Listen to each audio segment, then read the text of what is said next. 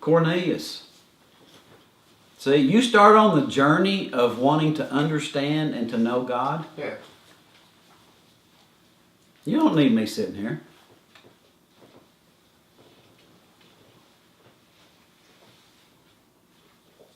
See, there's one greater than I coming. Again. And I must decrease, and he must increase.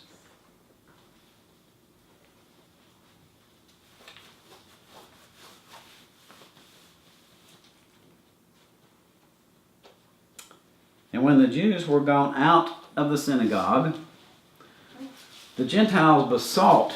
Interesting enough, these were the unbelieving Jews. And the Gentiles besought that these words might be preached to them the next Sabbath. Now when the congregation was broken up, many of the Jews and religious proselytes followed Paul and Barnabas. They wanted to hear more. Who, speaking to them, persuaded them to continue in the grace, or to continue in this power and revelation of what they were hearing about Christ. And the next Sabbath day came almost the whole city together to hear the word of God. But when the Jews saw the multitude, so they were filled with envy, and spoke against those things which were spoken by Paul, contradicting and blaspheming. You have lack of understanding about something that comes out of my mouth, you better be very careful lest you're guilty of contradicting and blaspheming. That's a fact. Your lack of understanding has nothing to do with the truth.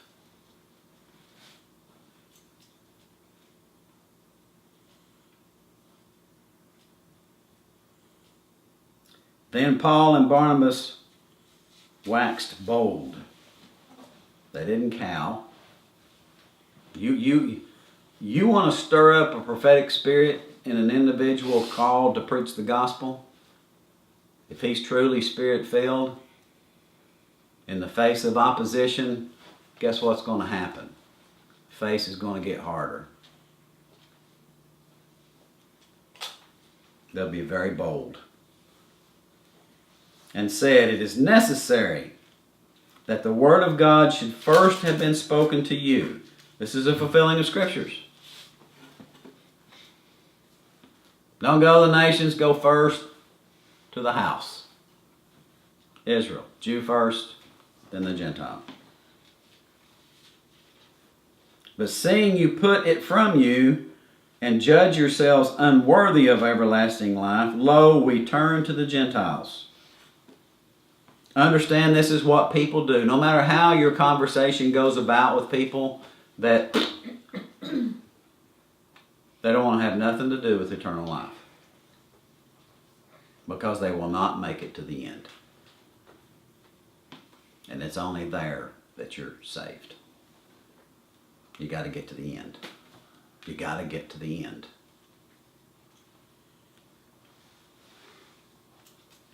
For so has the Lord commanded us, saying, I have set you to be a light of the Gentiles, that you should be for salvation unto the ends of the earth. And when the Gentiles heard this, they were glad and glorified the word of the Lord. Now this pretty much today has kind of been in with me over the years, with leadership, lay people. Leadership don't want to listen to nothing. Lay people, like the Gentiles, were hungry and they wanted to know in order to do.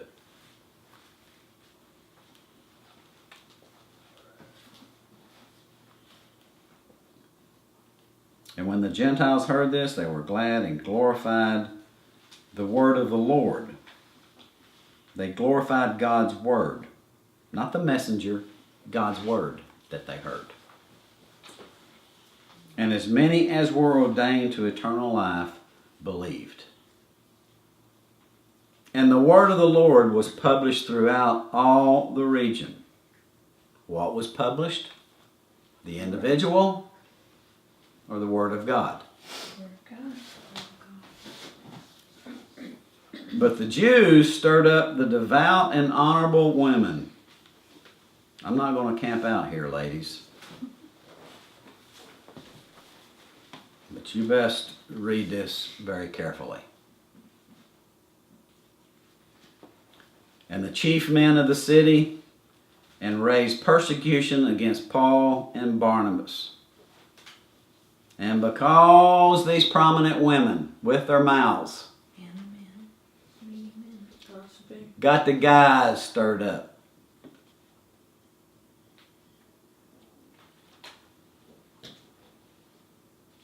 expelled them out of their coasts. How did they respond? But they shook off the dust of their feet against them, because that's what Jesus told them to do in their training session of how to build my church.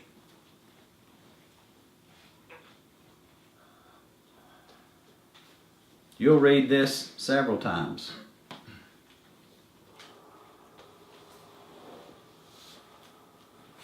Right in front of their face. Took their garment. I'm done with you. That's the love of Jesus? Yep.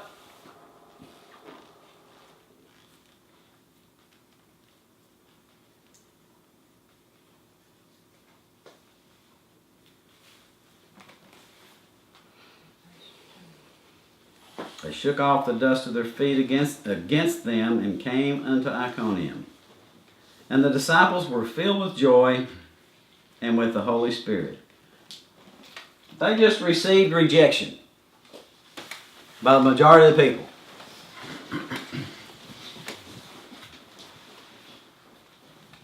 But they were filled with joy. Didn't come in looking like Eeyore. Well, thanks for asking. Some kind of pinned on tail on his rear end. Well, joy of the Lord's my strength. Glory be.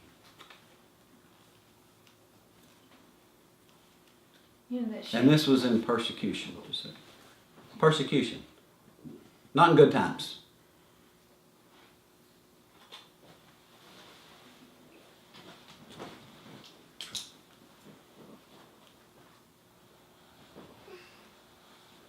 So you better watch where you are in the journey with people.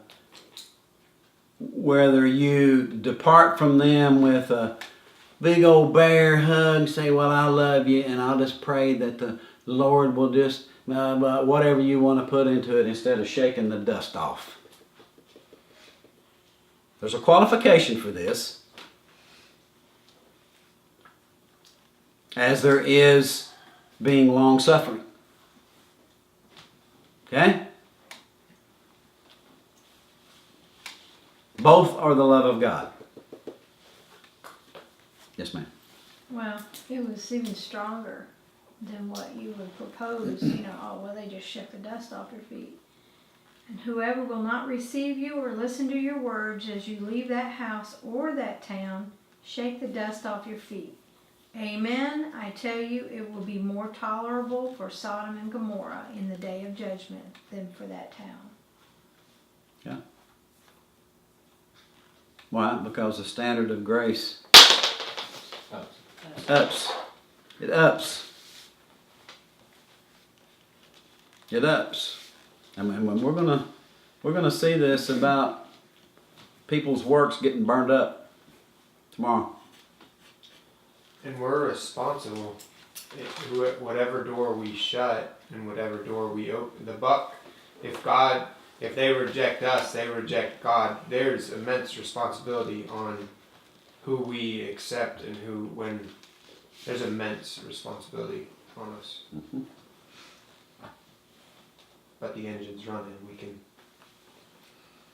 plug into God and obey. Okay, advancing another 10 years plus or minus. Acts chapter 19.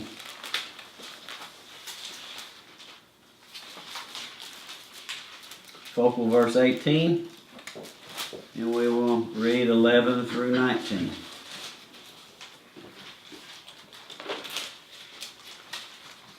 And God wrought special miracles by the hands of Paul, so that from his body were brought into the sick handkerchiefs or aprons, and the diseases departed from them, and the evil spirits went out of them. Then certain of the vagabond Jews, exorcists, took upon them to call over them which had evil spirits the name of the Lord Jesus, saying, We adjure you by Jesus whom Paul preaches. In other words, just as a modern church today comes up with their own formula, just as we saw months ago about doing the right thing the wrong way, you don't get to come up with your own formula of anything pertaining to God and His standard of the way to do something or not to do something.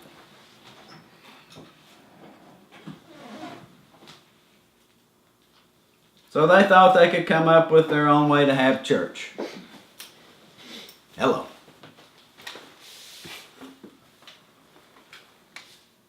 And there were 7 sons of one Sceva, a Jew, and chief of the priests, which did so. And the evil spirit answered and said, Jesus I know, Paul I know, but who are you? And the man in whom the evil spirit leaped on them and overcame them and prevailed against them, so that they fled out of the house naked and wounded. Which means they was whooped pretty bad. Might even been bleeding. And this was known to all the Jews and the Greeks also dwelling at Ephesus. And fear fell on them all. And the name of the Lord Jesus was magnified. Get a picture of this. How was Christ magnified? Through the beating up of 7 impersonators. By who? The devil. A demon spirit.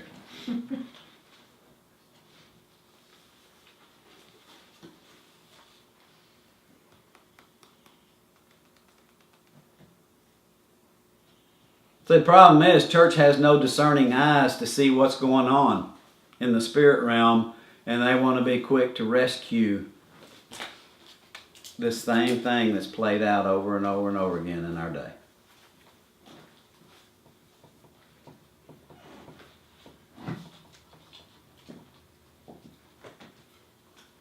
It's kind of funny. I think a couple weeks back or something, you said that there's a verse that's like every action of those who aren't following God, like everything, it'll be all revealed and they'll be fully against Him. Everything will be shown, and it's just funny because as you bring up each story, it's like another point of my pastor or the church you just totally blotted out, where it was 100% wrong. It's not like they were partially right. It just is like I can't find one point to churches that where it was like it was on target. No, and if they've been there for 20, 30 years, why would that surprise you? Didn't start out there. It was a progression, just like this. And I get it proves the scripture, synagogue of Satan, sons of Satan, and the desires of him you want to do. 100%, it's just the authority structure isn't of Jesus. He's not there. He's not there at all. There's no authority. Like, it's just not there. There's a lot of suffering going on right now in this country. There's people have died this past week. There's people that are stranded right now. They're not having a good day.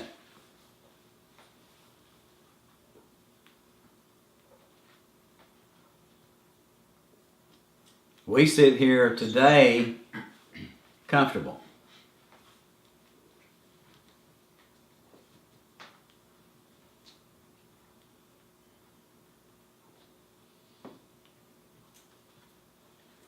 What are you going to do tomorrow?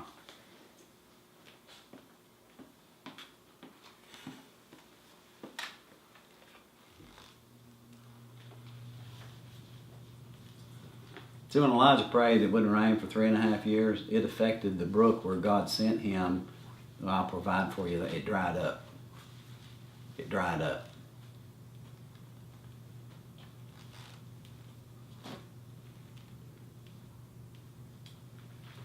Many who believed came, they confessed, and showed their deeds. Confession and repentance, if it is legit, this will be here. What does it mean? Old man's gone. The new has arrived. You don't have the same attitude. You don't have the same action. You don't have the same nothing because it has been repented of. Confession without repentance will just cause the same thing to rear its ugly head over and over and over and over and over. You have not died to it. You have not crucified it. It is still alive and well, and it will get resurrected in your life because your deeds prove it out. Do you have any example of Peter denying Christ ever again? No. Do you have any example of David committing adultery? No. Murder? No. Not one. Not one. But sin has a consequence. And it's God, the judge of all, who determines whether the consequence will be in your house all the days of your remaining breathing life. Man has nothing to do with that. Why on God's green earth would you want a consequence to live in your house all your days?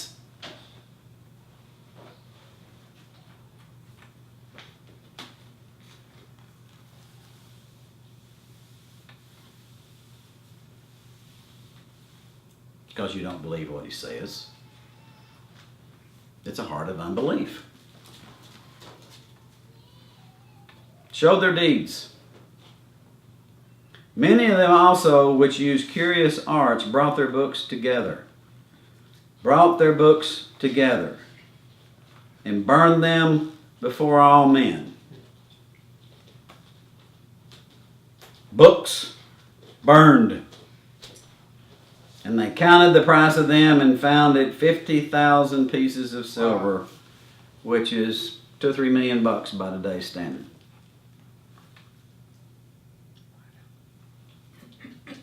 You think them people didn't have some houses full of books? Hello. What is thriving funding ministries today, guys? Books and tapes. Or CDs. I don't know, but I bet it's in the billions today. A billion plus industry.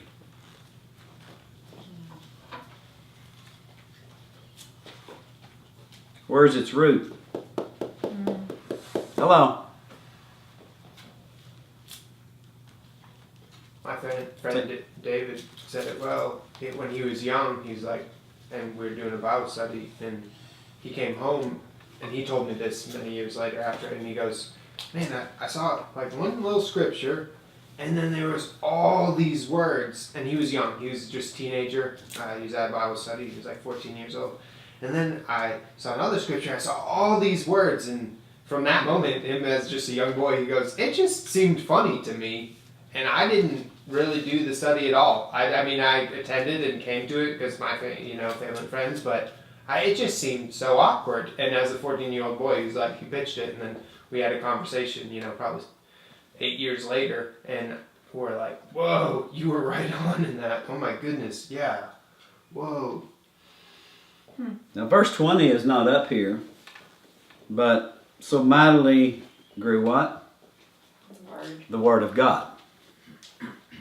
So mightily grew the Word of God. And you will see this reiterated over and over again in the book of Acts.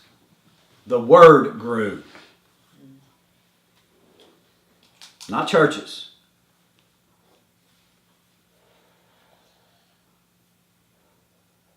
The Word of God was published. You're a pair of the breach. You're commissioned to go. Wherever you find yourself, bloom. Repair the breach. Repair the breach. He who has ears to hear, will hear. You're not commanded to go to those that are going to receive you, but just to say. Because who's to say that you are just not planting a seed for the very first time? Somebody else comes along and puts a little water on it. Get away from the glory days of what the church wants. Glory days. You're to plant seed and water. That's your mission. And if you get a harvest, it's because you're getting what somebody else labored on. So don't boast.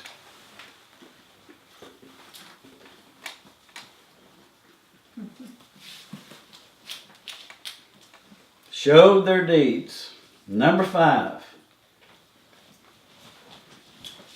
So we've gone basically 30 years from beginning to end here in Acts 26.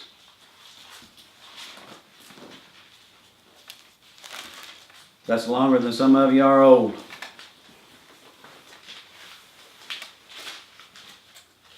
Focal verse 20. We'll read 13 through 23.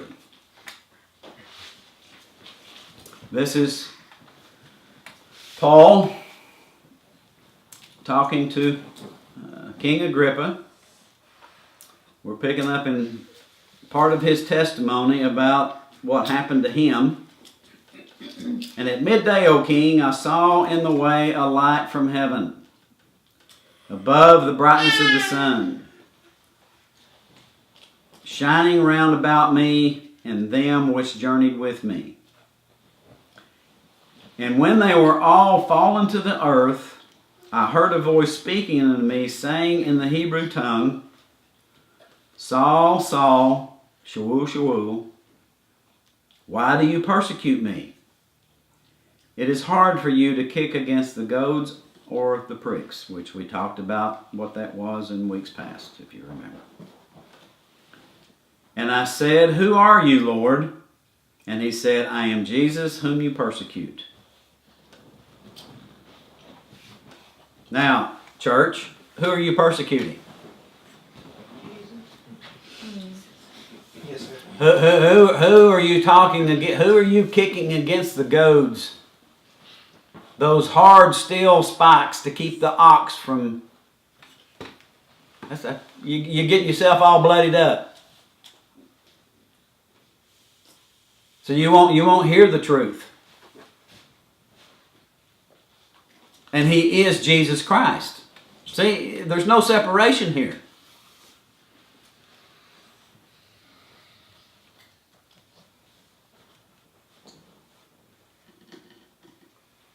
But arise, stand on your feet, for I have appeared unto you for this purpose, to make you a minister and a witness both of these things which you have seen, and of those things in which I will appear unto you. And we have seen in times past to where the language used here in Job 38 is very, very similar. You don't have to turn there if you don't want to. I'll just read it. It's Job 38:3 if you want to write it down, because God's the same yesterday, today, and forever. When the Lord answered Job, then the Lord answered Job out of the whirlwind and said, who is this who darkens counsel by words without knowledge? Gird up now your loins like a man, Job, for I will demand of you, and you answer me. See, when God asks a question, He wants you to answer Him according to this book, not according to your opinion, not according to where you are in your revelation journey. See, if you are obeying nothing, you have no revelation journey. None. The spirits that's speaking to you is darkness.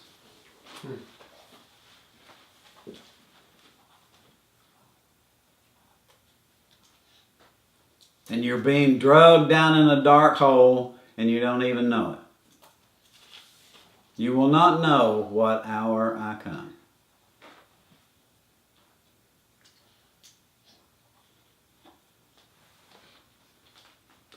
Be it if you're a backslidden believer, you're not going to know the hour that the chastening hand of God's judgment falls on you, because you're not watching.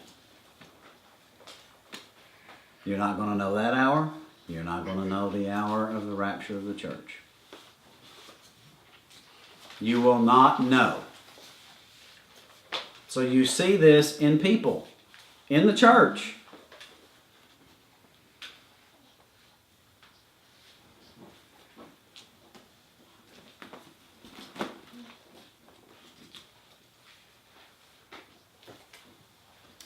Delivering you from the people and from the Gentiles unto whom now I send you, to open their eyes and to turn them from darkness to light. This goes back to Isaiah 58, the repair of the breach.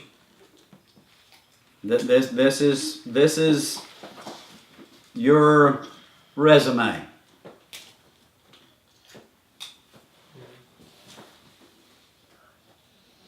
But you don't turn people from darkness to light by argument.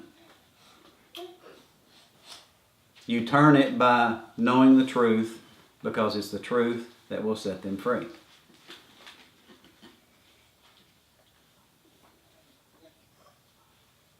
And if all they want to do, you close it.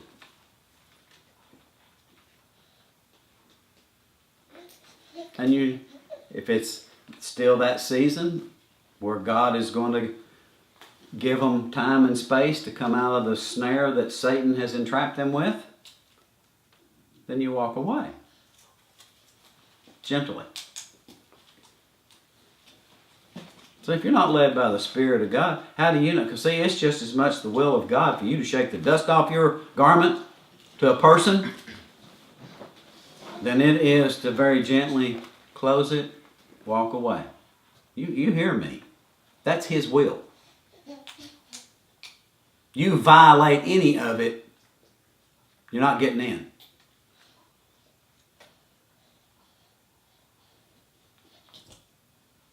So how important is it for you to be led by the Spirit of God and to have Him? Candy Church is done, guys. It's done. It will still continue, but it's done. People will still continue and just get bigger and bigger lollipops.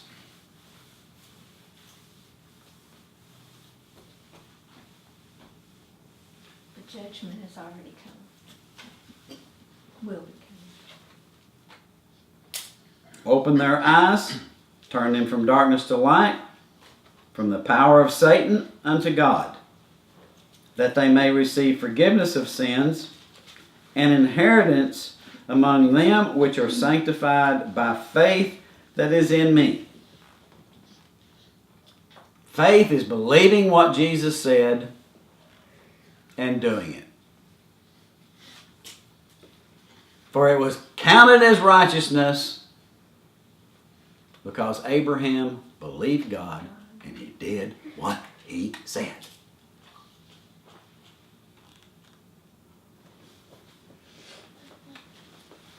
Whereupon, O King Agrippa, I was not disobedient unto the heavenly vision, but showed first unto them of Damascus, and at Jerusalem, and throughout all the coast of Judea, and then I went to the Gentiles. That they should do what? Repent, turn to God, do works, showing repentance.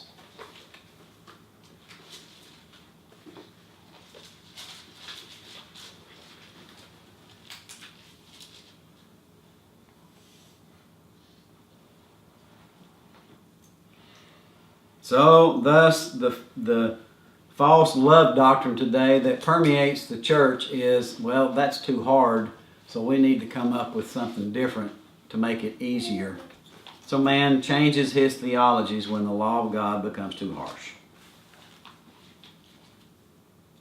I can't do that. No, you can't. But because of the cross, you can now.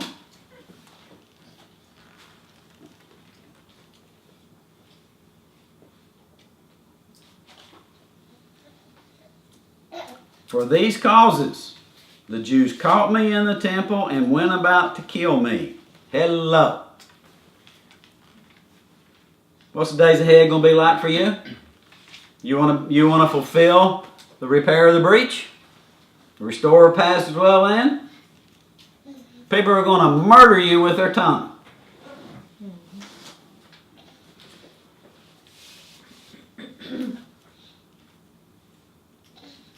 And literally, as in Sardis and the martyr's crown,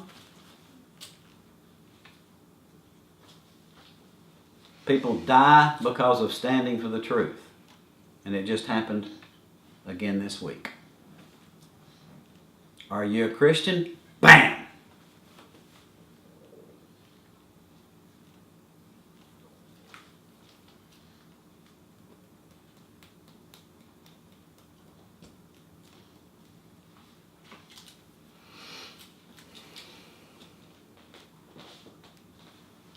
For these causes, what? All I did was let it be made known what the Scripture says. They went about to kill me. Having therefore obtained help of God, I continue unto this day. Why? Well, Paul knows this stage of life. He knows he's getting to the end. 30 years down the road from where he started.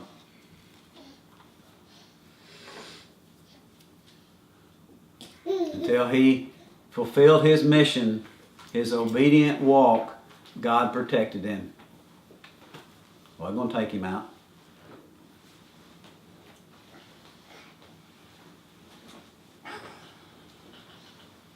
Having therefore obtained help of God, I continue unto this day, witnessing both to the small and great, saying nothing other thing than those which the prophets and Moses did say should come.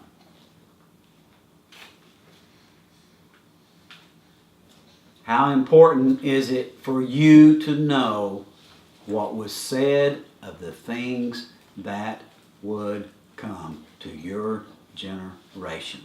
And not only that, but to lay witness to what God has done for every generation in times past, in every dispensation and every age.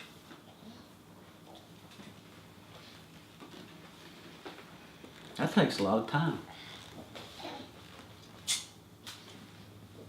A lot of time.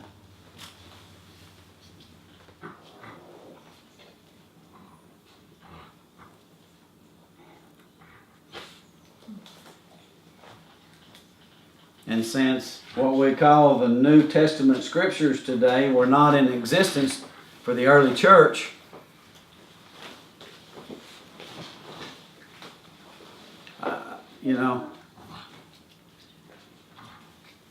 How do you get it in your head?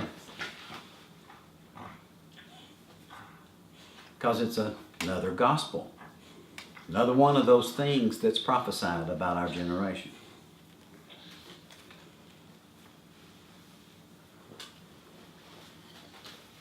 If you don't think there aren't another gospel, then I challenge you, if you had the guts to do so, to go in this church, ask what their beliefs are. Go to the next church, ask what their beliefs are. The next church, go ask what their beliefs are. Look at their doctrinal creed. You have this doctrine, that doctrine, another doctrine, another doctrine, another doctrine, another doctrine, another doctrine, another doctrine, another doctrine. And go to a college and sit with all their kids and have their kids try to worship. That's where I was. It was crazy. All the kids trying to be friends with each other. Oh my goodness. Just exploded. Now nobody's, I don't know, who knows, maybe some stay friends. Kids of the doctrines. Oh, horror. So what does that mean to you today? When heaven's asking you, let your repentance be proved out by your deeds.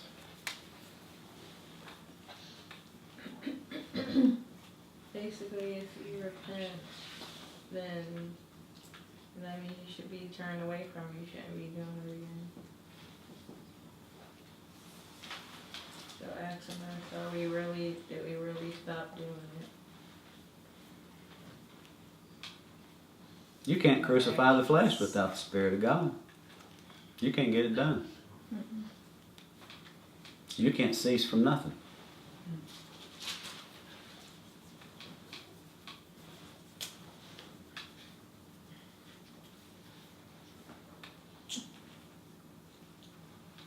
Where we should be going out in a blaze of flaming glory.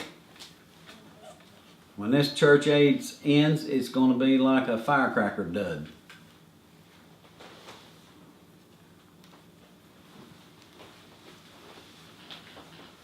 And then the greatest mass of souls that's ever infiltrated the kingdom of God in a given time is just ahead. In the worst of times. And it's going to start with angels preaching the gospel. And then the 144,000 Jews, 12,000 from every tribe, will be sealed. Ain't nothing going to touch them. And they'll be the nation of priests, to where they will proclaim the gospel.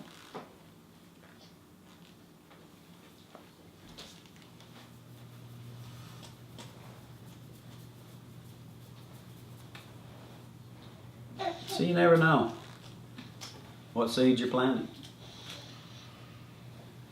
Guy I've been talking to for years at the market, all of a sudden he's asking questions that I've never heard him ask before, even though he was in such opposition in the beginning.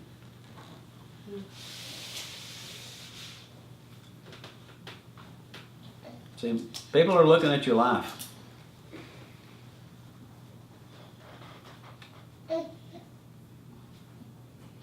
And if you shuck off the yoke like a backsliding heifer, it's just too hard. People's watching.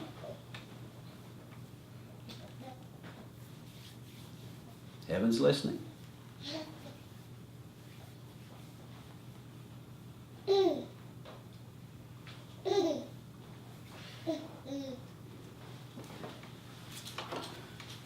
Let's go back to Isaiah 58 and we'll close on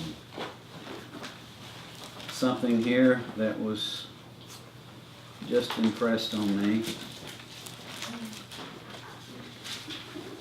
Since we are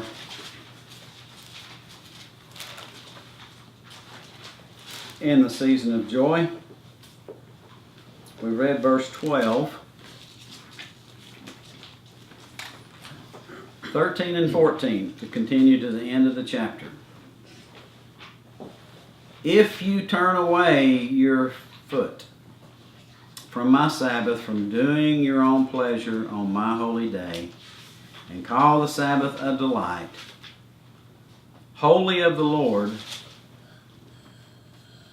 honorable and will honor Him, not doing your own creative ways. That's implied there because we read that in Genesis 2:3 that God rested from His creative work.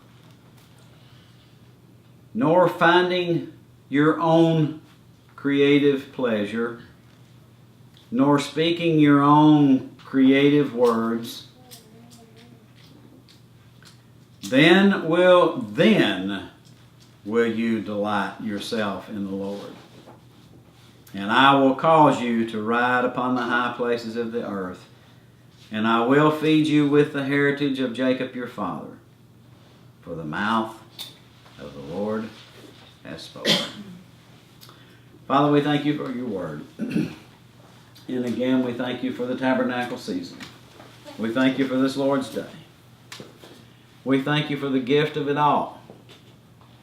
And we thank you for the enlightening, revelatory power of your grace to walk in what you say.